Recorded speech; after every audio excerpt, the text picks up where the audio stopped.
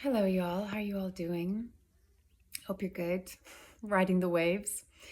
So tomorrow I'm putting out a podcast around, I titled it It's Okay to Be You, but I'm talking really about the ebb and flow of life and judgment and all of these various things. And I think if I'm sure you'll resonate, that these times are a little bit of everything, right? It's definitely ebbing and flowing and going up and down. And some days I feel really elated and expansive. And this weekend for me was a little bit rough. I was headachy on Saturday, and yesterday I really kind of spiraled down and felt just like giving up, to be honest, with certain things that I'm just trying to draw into my life, basic necessities like a home, but other things as well. And feeling like I've put so much out there, so much, and not because it's tit for tat and it's like, well, I did this, so I want this back. It's really this kind of, what you would imagine to have just reciprocation, like energetic, mutual reciprocation with life, with the universe, with whatever you want to call it. And yesterday I just felt like, whoever's upstairs, where are you? Like, dude, where are you?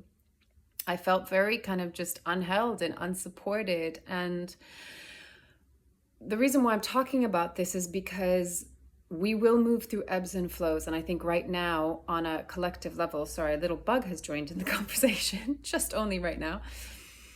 As we're moving through these massive collective shifts, there's a lot of up and down. There's a lot of up and down, and there's a lot of kind of surprise and things coming in from left field. And so, it's a good reminder that what you're going through sometimes is not always yours. Sometimes it's yours, and sometimes it's also collective.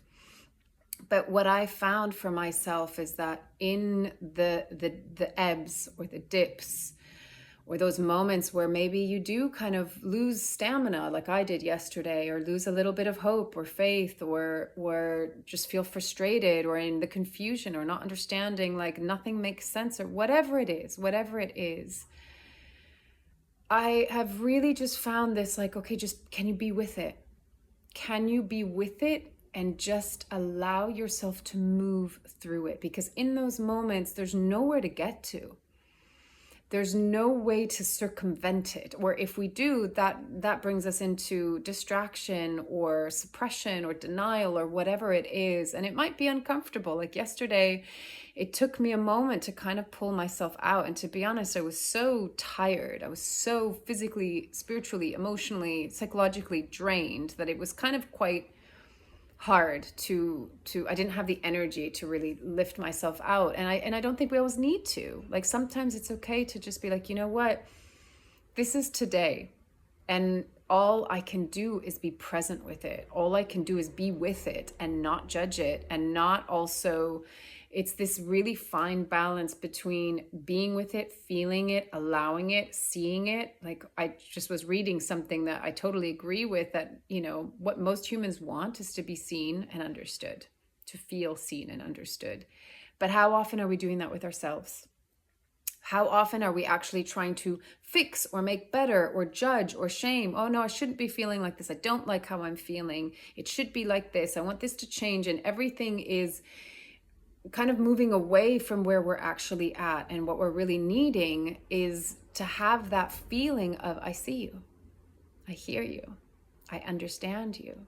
Okay, today is a hard day. Today you feel like giving up. Today you don't have hope. Today you feel tired. And can that be okay? Can it be okay? Because it kind of has to, right? It has to be okay. Otherwise, we're in resistance to our truth in this moment. And that, as far as what I've experienced in life and what I've learned, is like, that is such a big source of suffering. And when we can just see and feel and accept and allow and be with, stay with, so we don't feel alone, even within our own experience with ourselves, when we can be with the feeling, there's at least the relief of like, okay, I'm seen. I'm not alone in it. And at the very least, I'm not rejecting my experience, so I can relax into it. And even if it's uncomfortable and I don't like it and I don't see end in sight, it's, at least for this moment, it's okay because I'm not in the resistance to my experience. Does that make sense? So I just wanted to share that because my feeling is that the rest of this year there's going to be a lot of that. There's going to be a lot of that. And naturally, as we start, next week, the clocks go back for some of us, and a little bit more darkness settles in, and maybe as colder temperatures come in, it is more of a time of going inwards. And sometimes that can, bring about, it doesn't have that same kind of summary, like, woo, like you can get through whatever because there's brightness. It is a more, solitary and internal time for some, or nature-wise it is. And so how do we move through those moments? Yeah, I just wanted to share that because I don't think that there is any grand technique. There's steps, there's building the awareness, there's creating a new and healthier habit that supports us in coming into a place of peace that comes via non-judgment.